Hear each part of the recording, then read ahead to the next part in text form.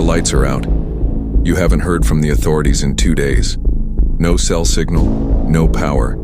And now, footsteps outside your window. They're not lost hikers. They're not neighbors checking in. They're here to take everything you've stored. You hear glass shatter, a door creak, voices whispering. In that moment, you realize no one's coming to help you. What you do next will decide if you survive the night. When looters take over, survival depends on one thing: your ability to hold the line. And most people, they're not ready. They think locking the door is enough. But when food is scarce and desperation sets in, locks don't stop people. Deterrence does, force does, preparedness does. That's what this guide is about. Real-world tactics to protect your home, your supplies, and your life when chaos arrives at your doorstep. First, let's get one thing straight. Looters are opportunists. They move fast and they target weakness.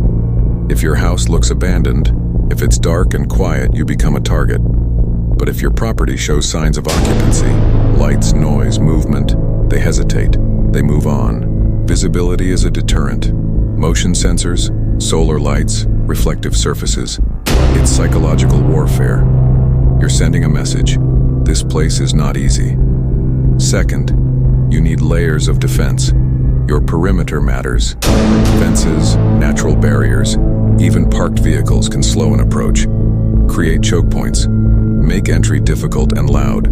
Noise buys you time. Time gives you control. Inside your home, never rely on a single entry point for defense. Have fallback positions. Reinforce doors. Secure windows. Use furniture to block hallways. Think like you're building a fortress, because in that moment, you are. Your home becomes your last stronghold. You also need a plan for visibility and communication. A blackout doesn't mean you sit in the dark. Flashlights with red filters, chem lights, and battery-powered lanterns allow you to see without broadcasting your location. And radios, shortwave, walkie-talkies, ham radios. Those are your lifelines when cell towers fall. When it comes to defense, your tools matter, but your mindset matters more. A firearm is only useful if you've trained with it.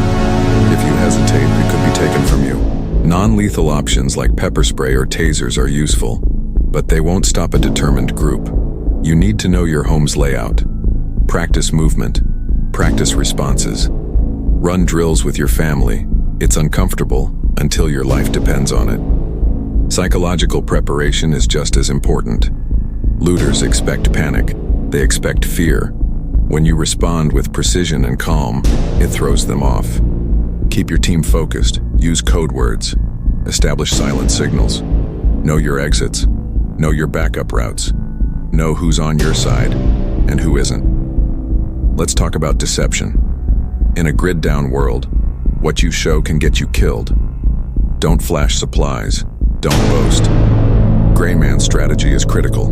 Blend in. Avoid unnecessary attention. But when confrontation is unavoidable, you switch from passive to tactical. Fast. One underestimated tactic is sound deterrence. Dogs, alarms, even recorded audio played through speakers can simulate activity. You don't need a dozen people. Just the illusion of one is sometimes enough. The most overlooked resource? Neighbors. Form alliances early. Share watch duty. Rotate shifts. A community that stands together becomes a block looters avoid. But choose wisely. Trust takes time. Start small. Information, not resources. If things escalate and a confrontation happens, remember this.